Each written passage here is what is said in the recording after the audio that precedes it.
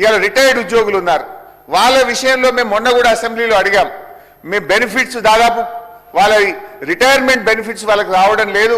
వాళ్ళందరూ కోర్టుకు పోతున్నారు. నిన్న మనం పేపర్లో చూసాం అధ్యక్ష, హైకోర్టులో 600 మంది రిటైర్డ్ ఉద్యోగులు పోతే మన ఫైనాన్స్ సెక్రటరీ గారిని హైకోర్టు పిలిచి రాత్రైనా సరే నువ్వు రావాల్సిందే అని హైకోర్టుకు పిలిచి వాళ్లకు ఏప్రిల్ 9వ తేదీలోగా 600 మంది రిటైర్డ్ ఉద్యోగులకు పెన్షన్ బెనిఫిట్స్ చెల్లించాలని హైకోర్టు ఆదేశం ఇచ్చింది.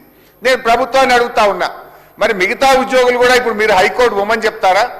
హైకోర్టుకు పోతేనే ఈ ప్రభుత్వం పెన్షన్ బకాయిలు ఇస్తుందా? లేదు, రిటైర్డ్ ఉద్యోగులకు హక్కుగా రావాల్సినటువంటి పెన్షన్ బకాయిలు ఎప్పట్లోకి ఇస్తారు? రిటైర్ అయ్యి ఇంటి దగ్గర పిల్లలతో ఉండాల్సినటువంటి మనమలతో ఉండాల్సినటువంటి మనమరాలతో ఉండాల్సినటువంటి ఉద్యోగులు కోర్టుల చుట్టూ తిరగడం ఎంతవరకు ఈ ప్రభుత్వానికి శోభనిస్తుంది? దయచేసి ఒక నిర్ణయం తీసుకోండి.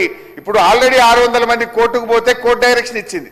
మిగతా వాళ్ళు కూడా మళ్ళీ వకీలం పెట్టుడు, కోర్టుల చుట్టూ తిరుగుడు, మన చీఫ్ సెక్రటరీని మన ఫైనాన్స్ సెక్రటరీ హైకోర్టుకు పిలిచి మరి ఆ పరిస్థితి ఎందుకు తెచ్చుకోవడం?